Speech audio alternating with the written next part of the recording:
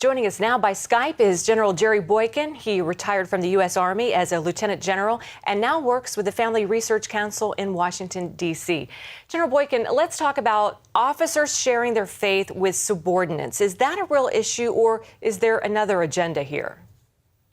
No, there's an agenda here that has everything to do with trying to destroy any vestiges of Christianity in our military. And frankly, I don't think this started in the Pentagon. I think this is part of the administration's agenda.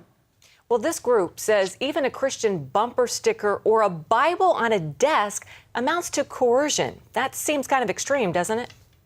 Well, it is extreme. And this group called the Military Religious Freedom Foundation is an extremist group in terms of their visceral hatred of Christianity. And they've done a number of things in the past that have been directly attributable to them that are going after Christians in our military and trying to shut down all open worship, certainly by Christians primarily. And this group says that even these officers who do this or share their faith should be court-martialed. That seems insane. Yeah, in fact, they said they should court-martial hundreds of them. But you know what's even more important? It's not just about officers or commanders sharing their faith. It's about every individual soldier, sailor, airman, or Marine being able to exercise their faith. And, you know, the First Amendment talks about the free exercise thereof, speaking of our faith. And this will destroy our military because mom and dad out in Central America, you know, the central part of the United States, are not going to want Johnny or Janie to join the military knowing that they would not be able to exercise their faith at the same time that they are protecting those constitutional rights to do so. That's a good point. Well, U.S. Senator, now a gay group is saying Pastor Greg Laurie should not be allowed to lead prayer at the Pentagon tomorrow because he believes the Bible says gay sex is sinful. Have you heard about that?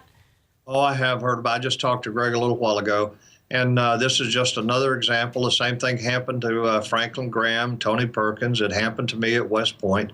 And these people are, they feel very emboldened and encouraged by the re-election of our current president. They believe they've got a short time to push their agenda through. And part of their agenda is to destroy open Christianity in America. They want us to be just like the underground churches in places like Iran or Egypt. And that's where we're headed unless America rises up and takes a stand on this. And this, again, this was the First Amendment.